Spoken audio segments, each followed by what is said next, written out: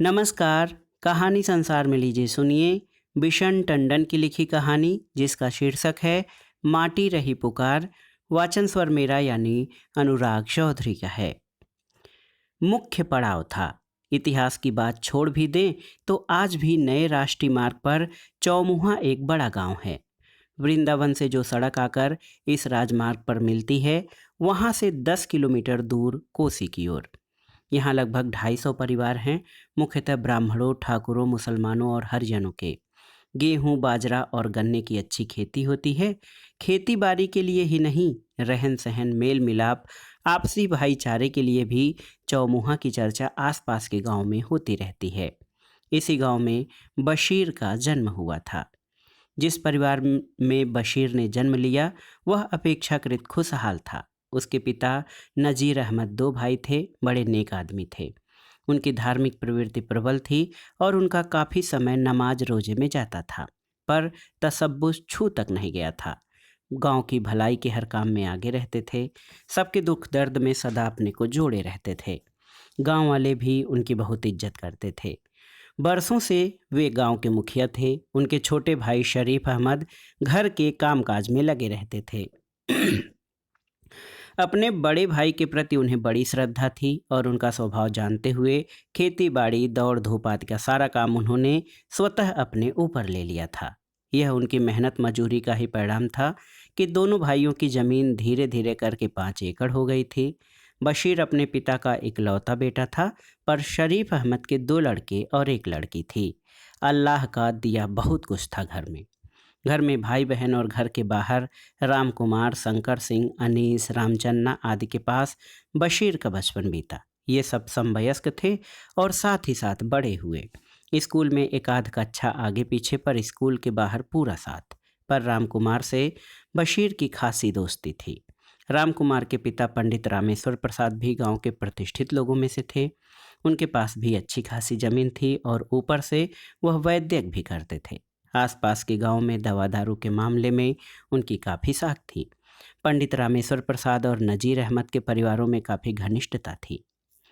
यह बाल मंडली स्कूल के बाहर सक्रिय थी। 8वीं 9वीं कक्षा तक आते आते ये सब बालक आसपास के नाटक नौटंकी में काफ़ी रुचि रखने लगे थे।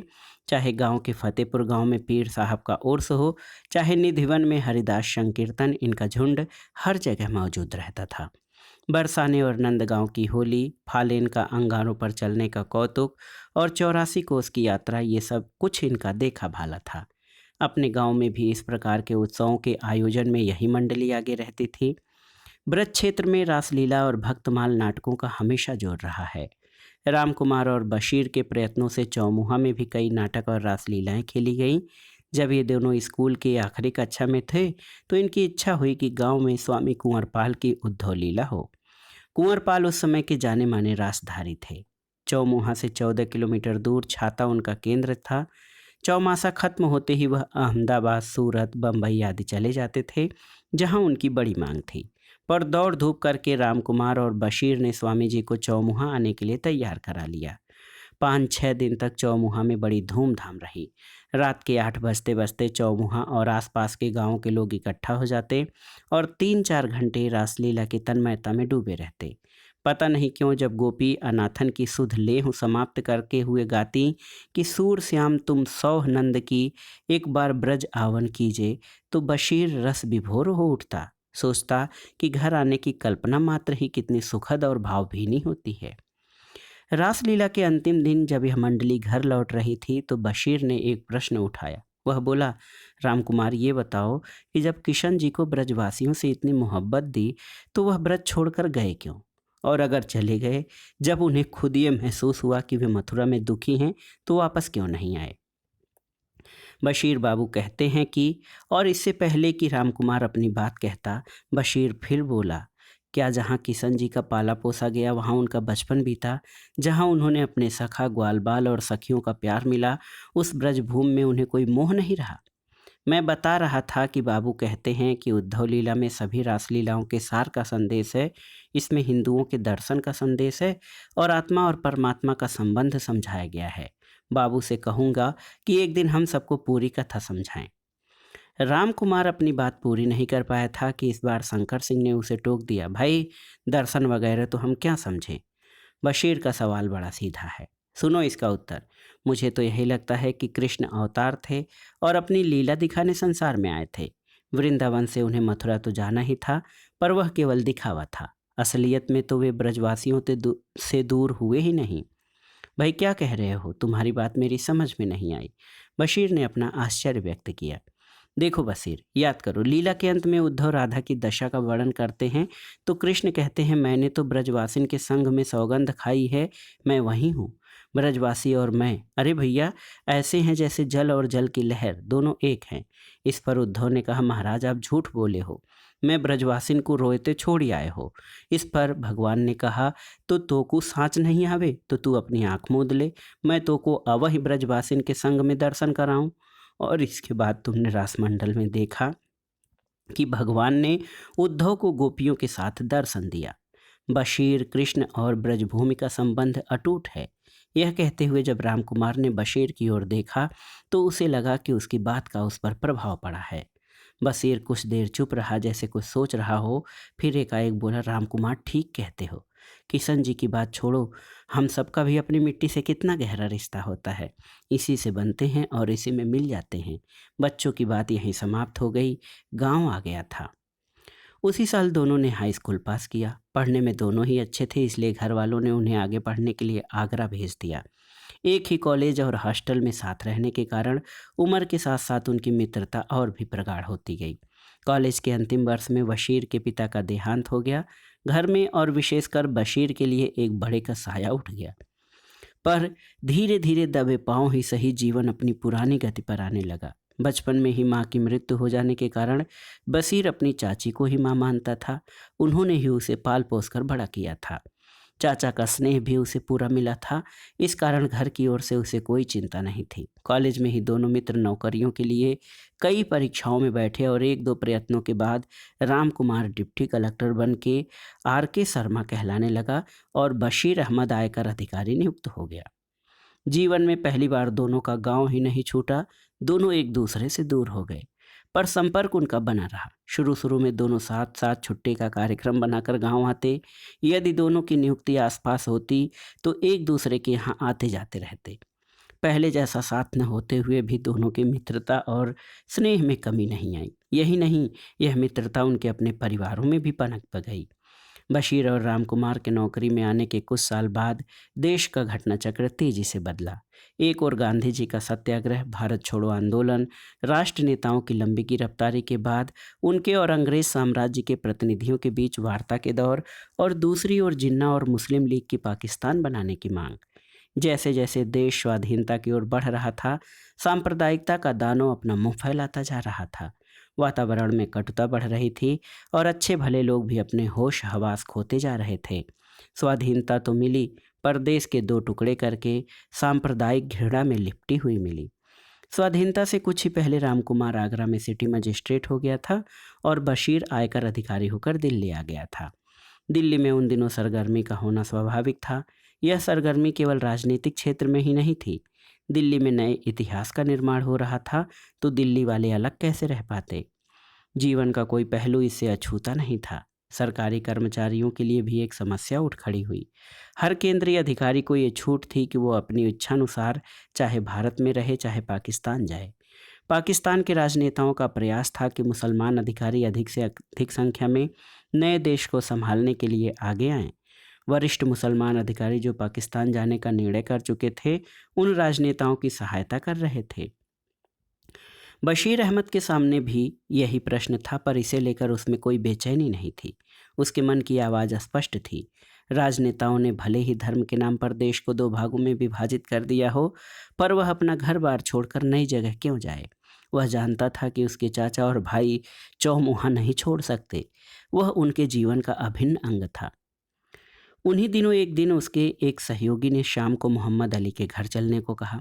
मोहम्मद अली वित्त विभाग के एक वरिष्ठ अधिकारी होने के नाते पिछले कुछ महीनों में पाकिस्तान के मनोनीत प्रधानमंत्री लियाकत अली खां के काफ़ी नज़दीक हो गए थे।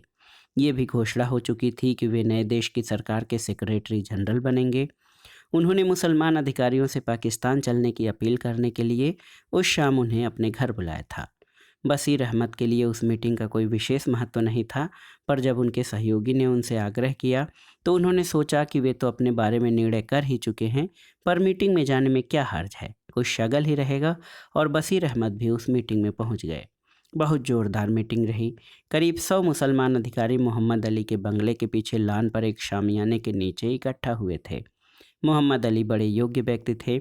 अपने 1 घंटे के भाषण में उन्होंने पाकिस्तान को मुसलमानों का एक बहुत बड़ा देश बनाने के सपने को शब्दबद्ध किया और मुसलमान अधिकारियों से वहां चलने की बड़ी भावभीनी अपील की।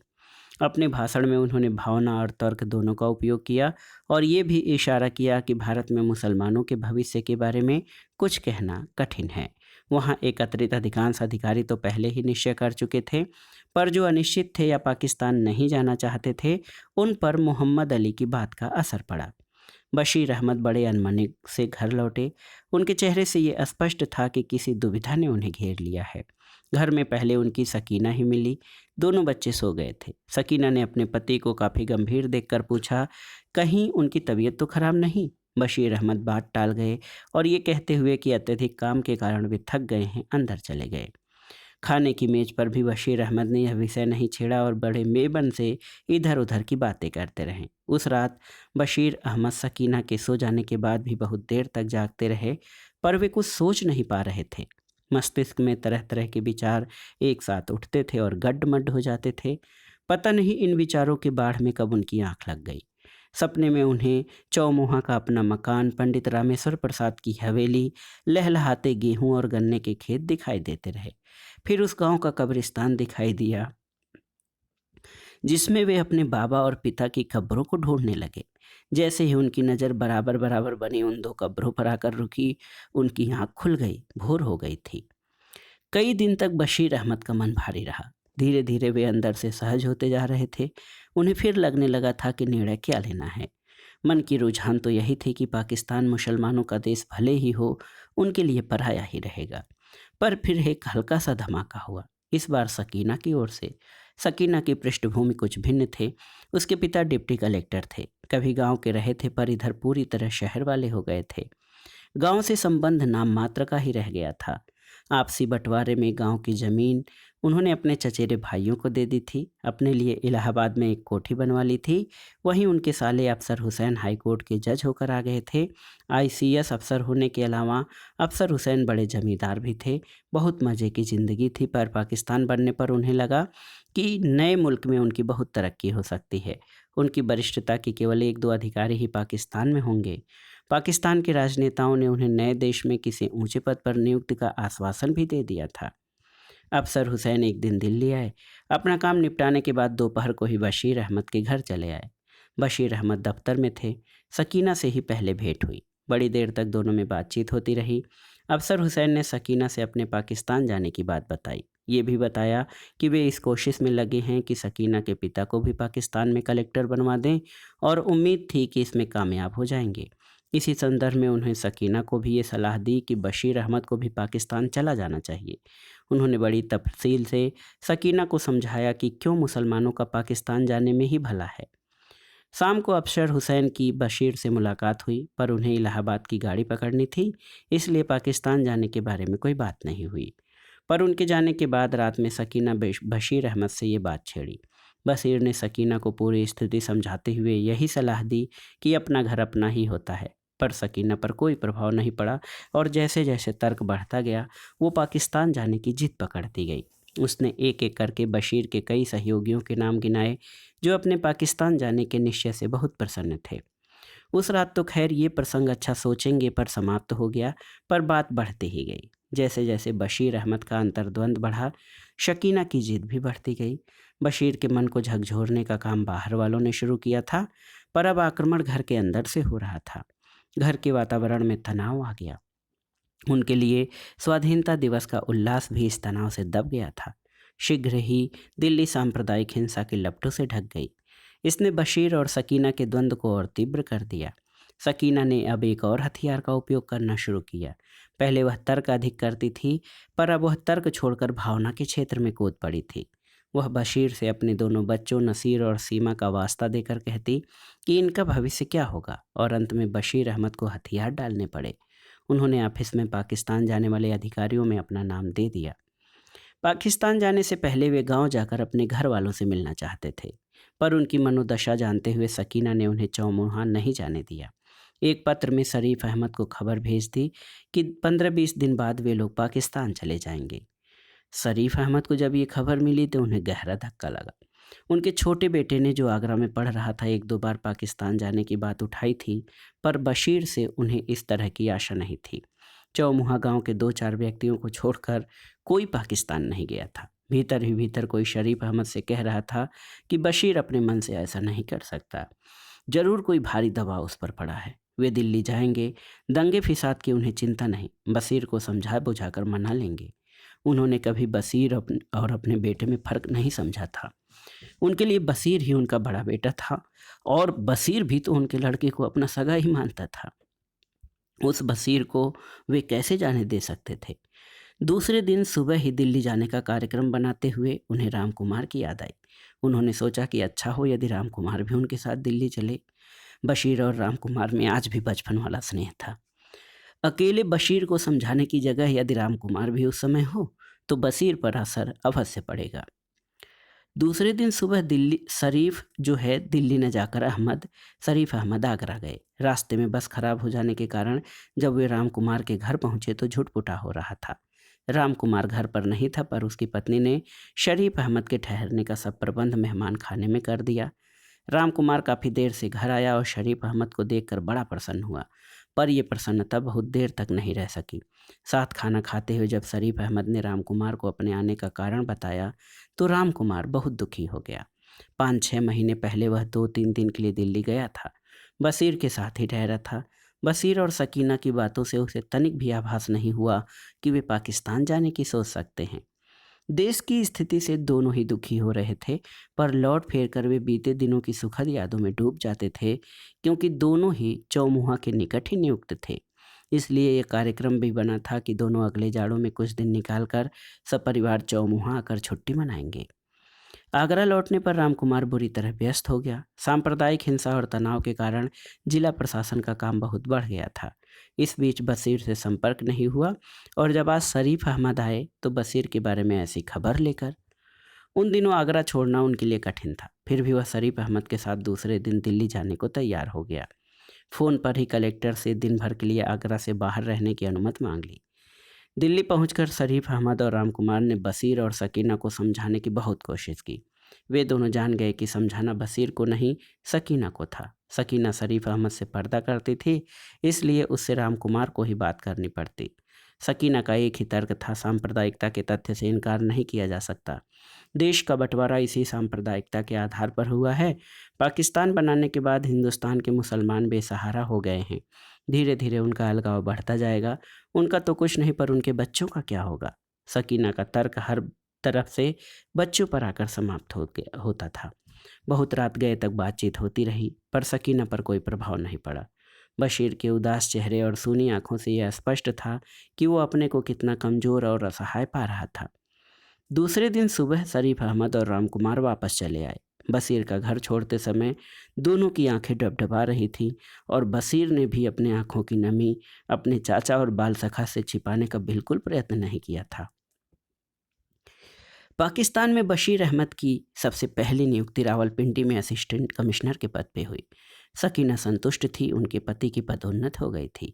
रहने को बड़ा बंगला मिला था, बच्चों को अच्छे स्कूल में बिना कठिनाई के दाखिला हो गया था। धीरे धीरे नया घर बस रहा था, पर बशीर अहमद बुझे बुझे रहते। वे अपने को एक ऐसा पौधा समझते जिसे ज़मीन से उखाड़ कर एक गुलदस्ते में लगाकर ड्राइंग रूम की सजावट के लिए रख लिया गया हो। उनकी जड़ें फिर से लग सकेंगी, ये सब सकीना से छिपा नहीं था। वो जानती थी कि इस नए वातावरण में बशीर का अंतर कितना रीता था, पर वह यह भी जानती थी कि वक्त बहुत बड़ा मरहम होता है, समय से सब ठीक हो जाएगा।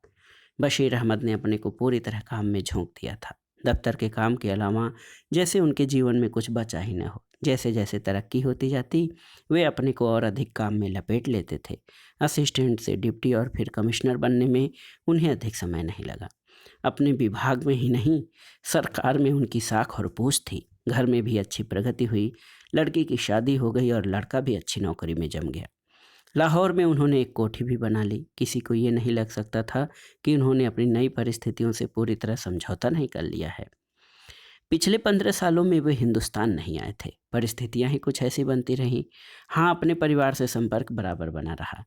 चाचा तो नहीं, पर उनके दोनों लड़के उनके घर आकर ठहर चुके थे।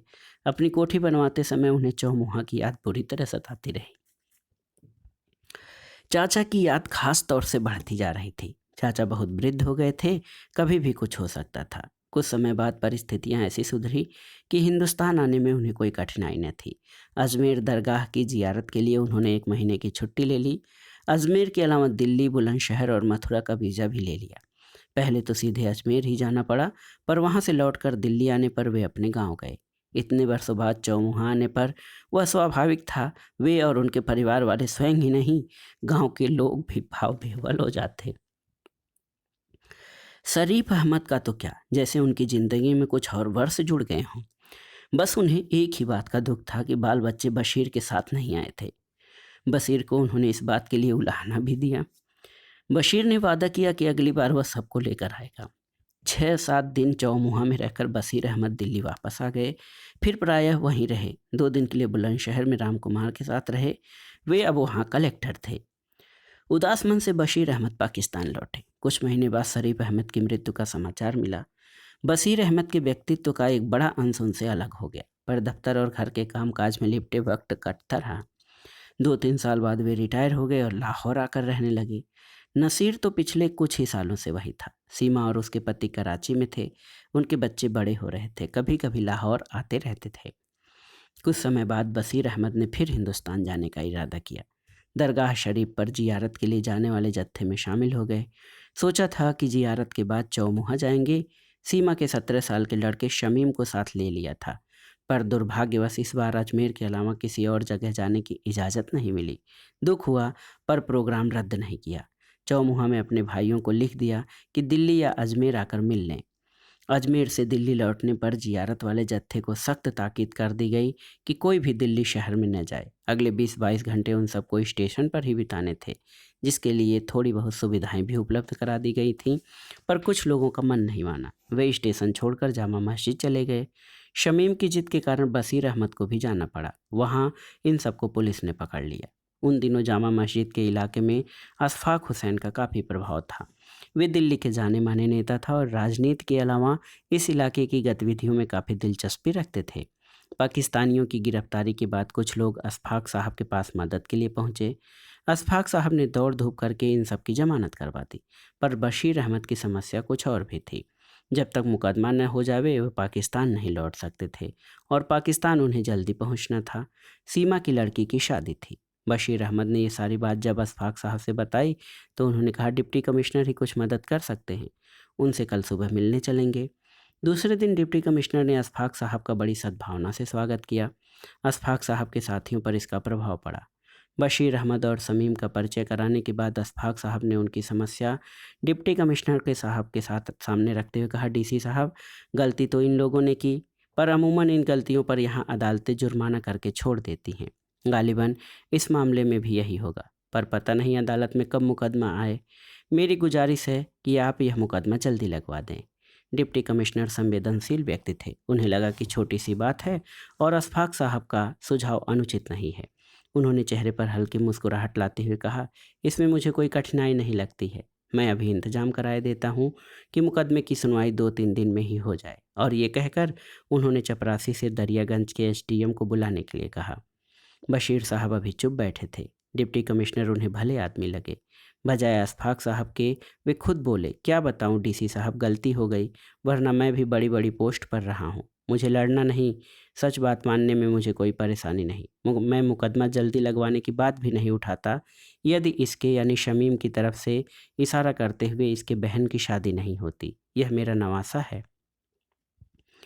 इतने में दरियागंज का मजिस्ट्रेट डिप्टी कमिश्नर के कमरे में आ गया था। डिप्टी कमिश्नर ने उनसे सलाह की और ये तय हुआ कि क्योंकि ये इकबाल का मामला है, पुलिस को तफ्तीश में वक्त नहीं लगाना चाहिए।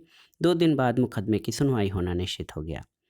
बशीर अहमद ने डिप्टी कमिश्नर को शुक्रिया और दुआ देते हुए वहां से विदा ली, लेकिन उसी संध्या को बशीर अहमद को दिल का दौरा पड़ा और उन्हें इरविन अस्पताल में भर्ती कर लिया गया। अशफाक साहब ने फ़ोन पर ही डिप्टी कमिश्नर को स्थिति समझाते हुए कहा कि मुकदमे को कुछ दिन के लिए स्थगित करना पड़ेगा। रात बीतते बीतते बशीर अहमद जान गए कि उनकी हालत अच्छी नहीं और उनका अंत आ गया है। लाहौर भी खबर कर दी गई। वे अपना मन अल्लाह में लगाने का प्रयत्न करते रहे और उनके मस्तिष्क पटल पर चौमुहा ही घूमता रहा। एक एक करके बहुत सी घटनाओं की आकृतियां उनके अंदर बन बिगड़ रही थीं। बार बार उन्हें चौमुहा का कब्रिस्तान दिखाई दे रहा था, जहां उनके बाबा, पिता और चाचा की कब्रें थीं। जब उनकी बेचैनी बढ़ती तो इशारे से उन्होंने शमीम को अपने पास बुलाकर कहा, बेटा मेरा वक्त पूरा हो रहा है। शमीम ने कुछ कहना चाहा पर उन्होंने उसे चुप करा दिया और अपनी ही बात करते रहे। मेरी एक ही ख्वाहिश है और इसमें डीसी साहब ही मदद कर सकते हैं, बड़े नेक आदमी हैं। अल्लाह उनकी खैर करे। तुम उनके पास जाओ और कहो कि मेरी मौत के बाद वे मेरी मिट्टी को चौमुहा ले जाने की इजाज़त दे दे। चौमुहा की मिट्टी मुझे पुकार रही है। मुझे वहीं मेरे वालिद और चाचा की कब्रों के पास दफनाया जाए। तुम उनके पास अभी जाओ। शमीम की आंखें भर आईं। उसने उठकर जाने की कोई कोशिश नहीं की। जब उसके नाना ने उसे इशारे से फिर अपना आग्रह दोहराया तो उससे वहाँ से जाना ही पड़ा। शमीम अकेला ही 30 हजारी गया। डिप्टी कमिश्नर अपने चैम्बर में बैठे काम कर रहे थे। जैसे ही कब चपरासी के कहलवाया उन्होंने बुलवा लिया। शमीम ने उन्हें पूरी बात बताई तो उन्होंने कहा, ऐसी घबराने की क्या बात है, भगवान ने चाहा तो आपके नाना ठीक हो जाएंगे। मैं मेडिकल सुपरिटेंडेंट से कह देता हूँ कि उनका ख्याल रखे। यदि कोई ज़रूरत हो तो उनसे मिल लेना। और शीघ्र ही उन्होंने मेडिकल सुपरिटेंडेंट से फ़ोन पर बात कर ली। शमीम को इससे बड़ी तसल्ली हुई, पर उसने डिप्टी कमिश्नर से पूछा कि क्या कहूँ नाना से जाकर। इस बार डिप्टी कमिश्नर को सीधा उत्तर देना पड़ा, यदि पाकिस्तान हाई कमीशन को ऐतराज़ न हो तो हमारी तरफ से कोई दिक्कत नहीं होगी। हम बॉडी चौमुहा जाने की इजाज़त दे देंगे। न करे भगवान की इसकी ज़रूरत पड़े। और डिप्टी कमिश्नर बीच में ही रुक गए। शमीम और सहज हो गया। डिप्टी कमिश्नर के कमरे से ही उसने अपने हाई कमीशन से फ़ोन पर बात की और बात खत्म होने पर उनको बता दिया कि हाई कमीशन को कोई ऐतराज़ नहीं। अस्पताल में बशीर अहमद की बेचैनी बढ़ती जा रही थी। वे शमीम का इंतज़ार कर रहे थे। जैसे ही शमीम अस्पताल पहुंचा उन्होंने पूछा, क्या कहा डीसी साहब ने। शमीम ने उन्हें डिप्टी कमिश्नर और हाई कमीशन से जो बात हुई थी बता दी। उसकी बात सुनते ही बशीर अहमद की आंखों में एक चमक सी आ गई। सारा तनाव जाता रहा। मुख मुद्रा बिल्कुल सहज हो गई। मन जैसे बिल्कुल शांत हो गया। शमीम को लगा कि नाना की तबीयत ठीक हो रही है। शमीम ने देखा कि नाना उसे बड़े प्यार से देखे जा रहे हैं। बशीर अहमद ने शमीम को अपने पास बुलाकर बैठा लिया और धीरे धीरे स्नेह से अपना हाथ उसके सिर पर फेरने लगे। उसे क्या मालूम कि नाना के अंतर में उसके गांव के अनेक चित्र उभर कर बिखर रहे हैं। स्मृति पटल पर चौमुहा ही छाया हुआ था।